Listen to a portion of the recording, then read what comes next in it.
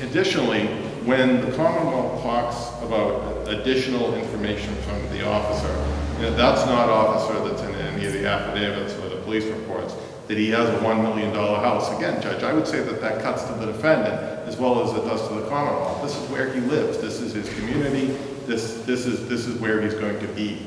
He is not going to go anywhere. The other information about buying it for $460,000 cash, I would ask Your Honor to not put much weight behind that due to the fact of how we heard it from the Commonwealth. The Commonwealth heard it this morning from some detective. We don't know what that information was based on. And so all of his good bail facts, Judge, I think far outweigh any bad bail facts that the Commonwealth has brought to your attention. I know that we're talking about a significant amount of marijuana, but yet it is a one-year minimum mandatory. That's what he's facing. Lastly, I would say to you, Judge, a bail in the amount of $10,000 or $15,000 is sufficient. Frankly, I think he's going to appear no matter what. Personal would be sufficient.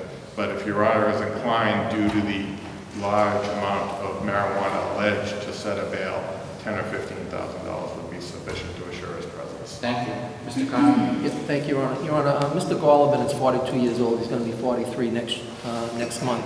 He's lived most of his life in Brookline.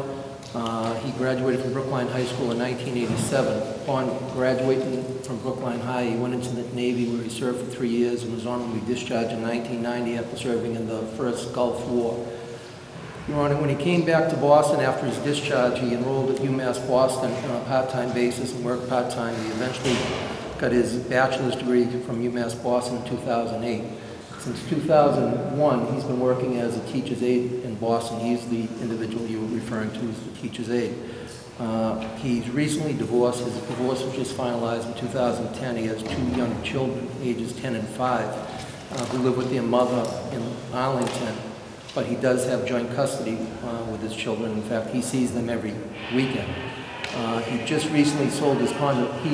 While he grew up in Boston, Brookline, he did have while he was married, have a condominium in Brookline. That's the Harvard Street address, which is listed on the complaint. That recently was sold a lot quicker than he thought it was going to sell. And in the interim, he's been living with his mother and father. His father is present in the courtroom today. His father tells me every weekend he has his 2 kids. They spend most of the time over with the grandparents. He has significant roots in the community. His only entry on his adult record, his record anyway, is when he was 17 years old, a minor in possession in Brookline District Court. As I said, he has significant roots. The facts as stated by the Commonwealth say that he wasn't the target of the investigation. He wasn't the one that sold this third party who was taken off on a motor vehicle stop to drugs. It's as consistent, he was just present there. Maybe he was a buyer. So I suggest to the court that he doesn't have as much culpability as maybe Mr. Bailey does. And while I can understand that the court, because it's a minimum mandatory, would want to set bail, I don't think he's not someone who's going to flee. He's supporting his kids, $162 a week in child support. This is where his family is, this is where he's grown up. He can't go anywhere, Your Honor. And I suggest something along the lines of $10,000 or even less would be more than sufficient to secure his appearance before the court.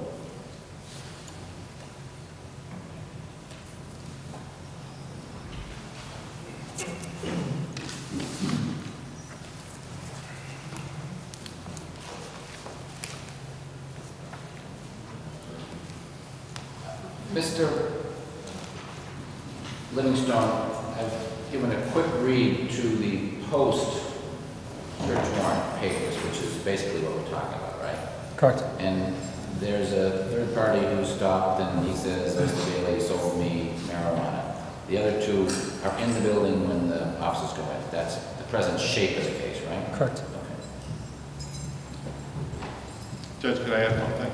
Sure. Judge, as was articulated by the Commonwealth and papers that I reviewed, This is not something there's a long investigation where there's going to be a mountain of evidence. Apparently, this all happened within 24 hours. So when this case eventually gets finally determined, I have to advise my client as to the various strength of the case issues. And this isn't like many drug cases that I've had where there's been many, many buys with tapes and confidential informants. So we'll have to see how this all comes out. But I don't think it's as strong as it may look on first blush.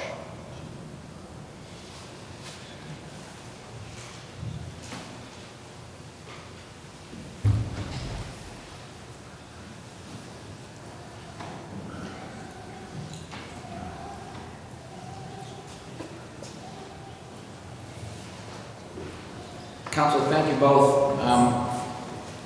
Much as often as the case of what everyone says is literally true, I believe that Mr. Bailey and Mr. Gollobin find themselves differently situated as to the alleged offense conduct, and it may be that the grounds for the Commonwealth's offer of proof, for want of another term, about Mr. Bailey's financial transactions at some future point would be undercut. But for now, based upon the information before me, as to Mr. Gollobin, I set bail the amount of $100,000 surety, $10,000 cash.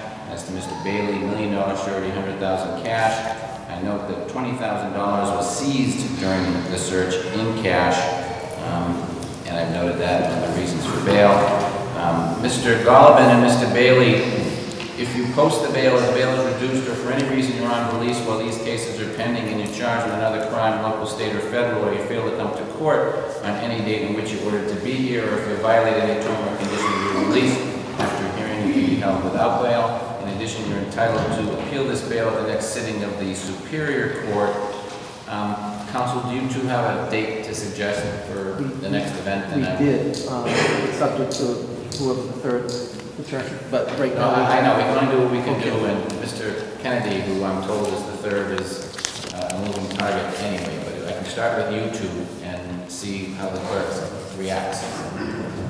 Judge, I'd like to do November 7th, if that's possible. I know we need a within 30-day date. My schedule is pretty packed in November. You do if you think the gentleman need it. And what would you wish to call it? Well, I think probable cause for the no. That's an option, and sometimes under circumstances like this, you all want to talk to a DA, but I'll call it whatever you two want to call it. If it's that quick a date, I'd ask for a pretrial. That's a fair point, Counsel. I'm happy to. Why don't I give you that as a pretrial, and then give you a short date for probable cause if you need it. That would be closer to 30, okay, if that's the date you wish. So, Madam Clerk, for pretrial on that date, and we'll make a mental note of it if, as, and when Mr. Kennedy arrives. Mr. Gollobin, the case will be continued to November 7th at 9 a.m. for a pre-trial hearing. You can set the amount of $100,000 surety or $10,000 cash. Mr. Bailey, your case will also be continued to November 7th for a pre-trial hearing. Your bail has been set in the amount of $1 million surety or $100,000 cash. Thank you. Okay, thank you. Councilor. And for the call, Mr. Falzon, as soon as we see Mr. Kennedy, we'll keep you in mind.